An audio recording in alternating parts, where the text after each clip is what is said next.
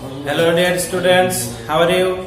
I hope you all are very well by the grace of Allah. I am also fine. Welcome to our online class. Today I will take your English second paper class for the students of class 9 and 10. Today I will teach about voice. Last class I discussed about voice but about present tense. Today I will discuss about voice of past tense. I will use both Bengali and English because it's a grammar class. Students, লক্ষ্য করো আমি গত ক্লাসে তোমাদের voice পড়িয়েছি present tense সম্পর্কে। আজকে আমি তোমাদের ভয়েস পড়াবো পাস্ট টেন্স সম্পর্কে। প্রথমে আমি তোমাদের পাস্ট ইনডিফিনিট টেন্সের ভয়েস নিয়ে আলোচনা করব।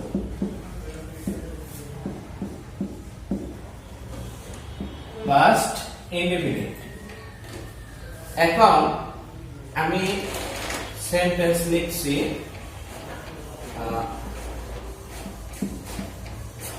I had rice। এখানে আমি যদি এটার ভয়েস চেঞ্জ করি rice was eaten by me. আমি আরেকটা সেন্টেন্স লিখছি হি রোট এ লেটার। কারণ এটার প্যাসিভ হবে a letter was written by him। এখন তোমরা লক্ষ্য করো দুইটা সেন্টেন্সের দিকে, যেহেতু এটা পাস্ট ইনডিফিনিট টেন্সের ভয়েস, সেই ক্ষেত্রে আমরা প্রথমে পাস্ট ইনডিফিনিট টেন্সের যে অ্যাকটিভ যে সেন্টেন্সটা লিখেছি সেটা দেখো। প্রথমে আমি সাবজেক্ট ইউজ করেছি, তারপরে ভার্বের পাস্ট ফর্ম ব্যবহার করেছি, তারপরে অবজেক্ট ব্যবহার করেছি। তার মানে এটা একটা পাস্ট ইনডিফিনিট টেন্সের উদাহরণ। তো ভয়েসের নিয়ম অনুযায়ী প্রথমে অবজেক্টটা সাবজেক্ট রূপে ব্যবহার করতে হয়। তাহলে এখানে আমি রাইসটা অবজেক্ট হিসেবে ব্যবহার করছি। এখন প্যাসিভ ভয়েসের ক্ষেত্রে এটা আমি প্রথমে লিখব, তারপর ওয়াজ অথবা ওয়্যার ব্যবহার করতে হয়। রাইসটা যেহেতু এখানে থার্ড পারসন সিঙ্গুলার, সেই ক্ষেত্রে আমি এখানে ওয়াজ ব্যবহার করেছি।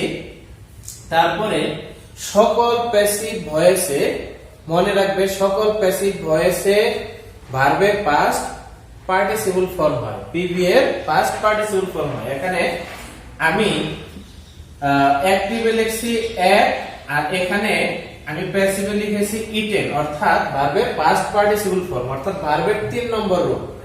এখন তারপর নিয়ম অনুযায়ী আমি একটা বাই ব্যবহার করেছি, আর লাস্টে এই যে সাবজেক্ট আই ছিল সেই সাবজেক্টের অবজেক্টিভ ফর্ম ব্যবহার করেছি। এখানে আমি হি রোট এ লেটার। এখানে রুটটা হচ্ছে ভার্বের পাস্ট ফর্ম, অর্থাৎ এটাও একটা পাস্ট ইনডিফিনিট টেন্সের উদাহরণ। সেই ক্ষেত্রে যদি প্যাসিভ করা হয় এ লেটার, এখানে এ লেটারটা অবজেক্ট রূপে বসেছে, আমি সেটাকে সাবজেক্ট রূপে ব্যবহার করেছি। এ লেটার যেহেতু থার্ড পারসন সিঙ্গুলার, সেজন্য আমি এখানে ওয়াজ ব্যবহার করেছি। তারপরে ভার্বের পাস্ট পার্টিসিপল ফর্ম রিটেন, নিয়ম অনুযায়ী বাই, এবং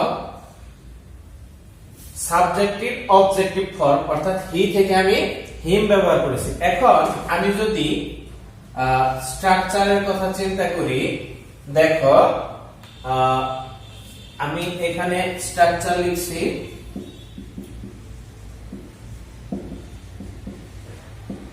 স্ট্রাকচার অ্যাক্টিভের ক্ষেত্রে subject plus V2 plus object. তার মানে হচ্ছে ভার্বের পাস্ট ফর্ম, V2 মানে হচ্ছে ভার্বের পাস্ট ফর্ম। এবার আমি প্যাসিভে দেখি কিরকম হয়। প্যাসিভে হচ্ছে অবজেক্টের সাবজেক্টিভ ফর্ম হবে, অবজেক্টের সাবজেক্টিভ ফর্ম প্লাস ওয়াজ অথবা ওয়ার প্লাস V3 প্লাস নিয়ম অনুযায়ী একটা বাই প্লাস সাবজেক্টের objective form.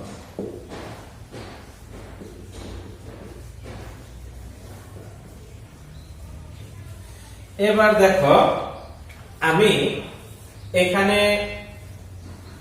I ate rice, rice was eaten by me, তাহলে স্ট্রাকচার অনুযায়ী আমি অবজেক্টিভ সাবজেক্টিভ ফর্ম ব্যবহার করেছি, অর্থাৎ রাইসটা এখানে অবজেক্ট হিসেবে ছিল, এখানে সাবজেক্টের মতো ব্যবহার করেছি। তারপরে এখানে আমি বলেছি ওয়াজ অথবা ওয়ার। এখন তোমরা চিন্তা করো যে কোথায় ওয়াজ ব্যবহার করতে হবে, কোথায় ওয়ার ব্যবহার করতে হবে। ওয়াজটা হবে ফার্স্ট পারসন এবং থার্ড পারসন সিঙ্গুলারের ক্ষেত্রে, অর্থাৎ আই এবং থার্ড পারসন সিঙ্গুলারের ক্ষেত্রে ওয়াজ হবে, বাকি সকল ক্ষেত্রে ওয়ার হবে। এখন আমরা এখানে বলেছি প্রথমে অবজেক্টিভ সাবজেক্টিভ ফর্ম, তারপরে ওয়াজ ওয়ার, তারপরে ভার্ব 3, তার মানে ভার্বের পাস্ট পার্টিসিপল ফর্ম, তারপরে নিয়ম অনুযায়ী একটা বাই, তারপরে সাবজেক্টিভ অবজেক্টিভ ফর্ম। তো এখন আমরা পাস্ট ইনডেফিনিটের ভয়েস প্যাসিভ ভয়েস সম্পর্কে জানলাম। এবার আমরা পাস্ট কন্টিনিউয়াসের ভয়েস সম্পর্কে জানবো।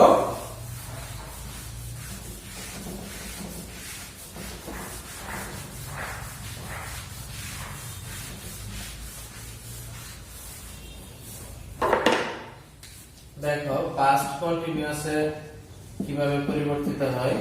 Past continuous tense, I was eating rice. দেখো এখানে আমি লিখেছি I was eating rice, passive করি rice was being eaten by me. আমি আরেকটি সেন্টেন্স লিখছি he was writing a mail. এখানে আমি লিখেছি he was writing a mail, এটার প্যাসিভ দেখো a mail was being written by him.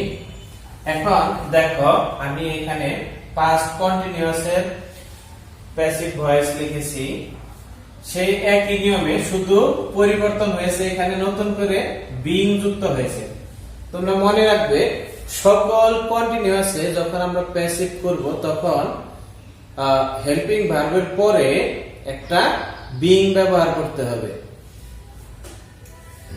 তো এখানে আমি রাইস ওয়াজ নিয়ম অনুযায়ী একটা বিং ব্যবহার করেছি, ভার্বের পাস্ট পার্টিসিপল ফর্ম বাই, নিয়মগুলো সব আগের নিয়মের মতোই। এখন দেখো স্ট্রাকচারটা আমি লিখি, আমি পরের সেন্টেন্সটি এখন বলছি না, আমি স্ট্রাকচার লেখার পর বলছি। স্ট্রাকচার অ্যাক্টিভ ভয়েসের স্ট্রাকচার দেখো কেমন হবে। পাস্ট কন্টিনিউয়াসে প্রথমে সাবজেক্ট হয়, তারপরে ওয়াজ অথবা ওয়্যার হয়, তারপরে verb plus ING plus object. তো এখন এই দুটি সেন্টেন্সটি লক্ষ্য করলেই দেখা যাবে যে সেন্টেন্সগুলি পাস্ট কন্টিনিউয়াস টেন্সের। তো এবার আমি যদি প্যাসিভের গঠন সম্পর্কে বলি, প্যাসিভের ক্ষেত্রে দেখো প্রথমে সে আগের নিয়মে অবজেক্টিভ সাবজেক্টিভ ফর্ম,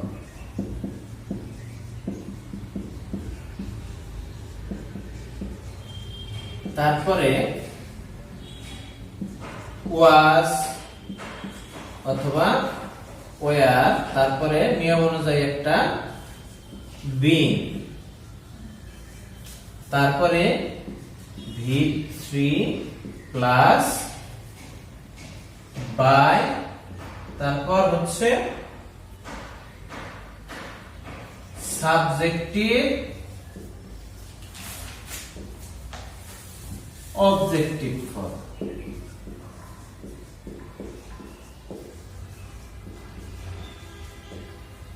এবার লক্ষ্য করো, সেন্টেন্সটি লক্ষ্য করলে দেখা যায় এখানে আগের সেন্টেন্সটি যেহেতু বলেছি, এবার আমি পরের সেন্টেন্স নিয়ে আলোচনা করছি। এবার দেখো এখানে সাবজেক্ট হি আছে, তারপরে হির পরে আমি ওয়াজ ব্যবহার করেছি, তারপরে ভার্বের সাথে আইএনজি এ মেইল অর্থাৎ অবজেক্ট। তাহলে অ্যাক্টিভের গঠনের সাথে এটা মিল আছে, অর্থাৎ এটা একটা প্রেজেন্ট কন্টিনিউয়াস পাস্ট কন্টিনিউয়াস টেন্সের একটা উদাহরণ। তো এটাকে যদি আমি প্যাসিভ ভয়েস করতে যাই তাহলে দেখো অবজেক্টিভ সাবজেক্টিভ ফর্ম, সকল প্যাসিভ করার ক্ষেত্রে স্ট্রাকচারে আমি এই একই কথা লিখেছি অবজেক্টিভ সাবজেক্টিভ ফর্ম, তার মানে এই জিনিসটি সকলের জন্য একই। তারপরে ওয়াজ অথবা ওয়্যার, একটু আগে আমি বলেছি কোথায় ওয়াজ হবে কোথায় ওয়্যার হবে। তারপরে নিয়ম অনুযায়ী পাস্ট কন্টিনিউয়াস এর বা যে কোনো কন্টিনিউয়াস এর ক্ষেত্রে হেল্পিং ভার্বের পরে একটা বিং ব্যবহৃত হয়, তারপরে ভার্বের পাস্ট পার্টিসিপল ফর্ম অর্থাৎ V3, তারপরে নিয়ম অনুযায়ী একটা বাই, তারপরে সাবজেক্টিভ অবজেক্টিভ ফর্ম। এখানেও আমি তাই করেছি, এ মেইল এটা হচ্ছে অবজেক্ট এখানে, তারপরে নিয়ম অনুযায়ী ওয়াজ ব্যবহার করেছি, তারপরে একটা বিং ব্যবহার করেছি, ভার্বের past participle form according to rule এখানে বাই হবে, তারপরে আমি সাবজেক্টিভ অবজেক্টিভ ফর্ম ব্যবহার করেছি। তো এবার আমি তোমাদের পাস্ট পারফেক্টের ভয়েস নিয়ে আলোচনা করছি।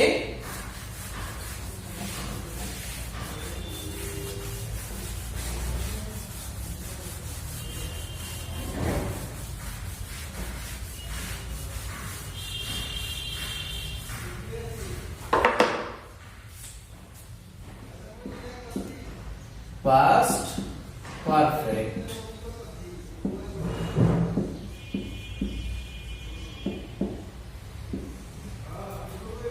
দেখো আমি আবার সেন্টেন্স লিখছি, he had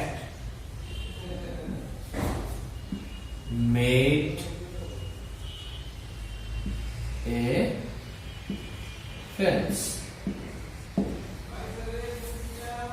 প্যাসিভ যদি করি আমি এখানে a fence had been made by him। আমি যদি আরেকটি সেন্টেন্স লিখি, they had played football। এটাকে যদি আমি প্যাসিভে করি, football had been played by them। দেখো আমি এখন স্ট্রাকচার লিখছি, তারপরে তোমাদের আলোচনা করছি। স্ট্রাকচার অ্যাক্টিভের ক্ষেত্রে পাস্ট পারফেক্টের গঠন দেখো, প্রথমে সাবজেক্ট বসে, তারপরে হ্যাড বসে, তারপরে V3। তোমাদের টেন্স করানোর সময় আগে বলেছি যে সকল পারফেক্ট টেন্সে ভার্বের পাস্ট পার্টিসিপল ফর্ম হয়, আর 3 পরে অর্থাৎ ফার্স্ট পার্টিসিপল ফর্মের পরে অবজেক্ট। এবার আমি প্যাসিভের স্ট্রাকচার বলছি, দেখো সেই একই ভাবে objective, subjective form,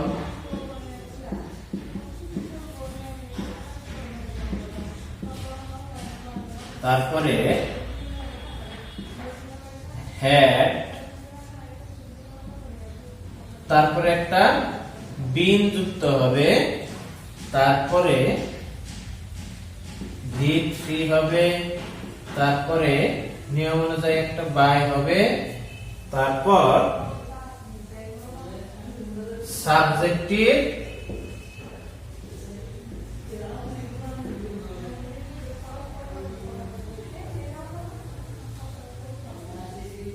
objective form বসবে।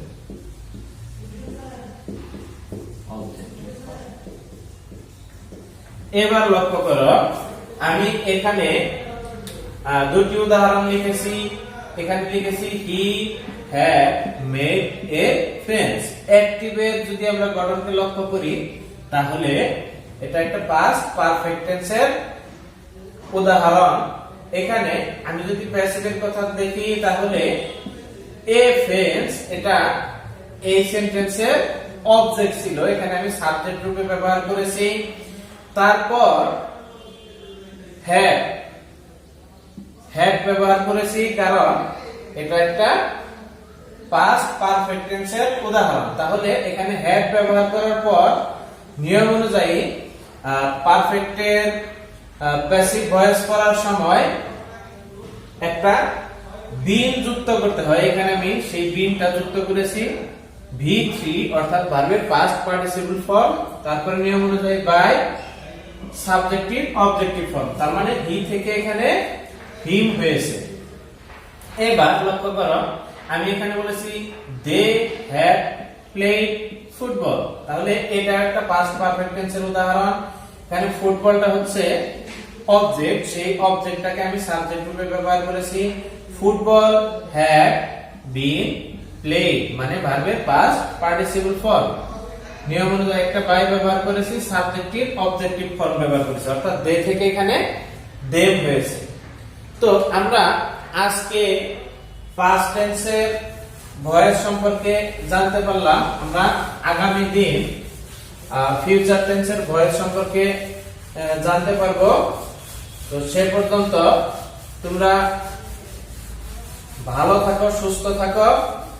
আমাদের এই ক্লাসগুলো অবশ্যই তোমরা দেখবে। যদি কোনো জায়গায় কোনো সমস্যা থাকে বা কোনো প্রবলেম ফেস করো অবশ্যই কমেন্টের মাধ্যমে জানাবে অথবা আমাদেরকে ফোন করবে, আমরা অবশ্যই উত্তর দেওয়ার চেষ্টা করব। এই করোনা মহামারী পরিস্থিতিতে তোমরা ঘরে থাকো এবং আমাদের এই অনলাইন ক্লাসগুলো নিয়মিত দেখবে। যদি কখনো বাইরে বের হতে হয় তাহলে অবশ্যই মাস্ক পরিধান করবে এবং যথাযথ ব্যবস্থা নিবে যাতে এই করোনা মহামারীতে তোমাদের কোনো ক্ষতি না হয়। পরবর্তী ক্লাসের জন্য তোমরা অপেক্ষা করো এবং যে ক্লাসগুলো হয়েছে সেই ক্লাসগুলো দেখতে থাকো। তো আজকের মতো আমার ক্লাস এখানেই শেষ করছি। আল্লাহ হাফেজ।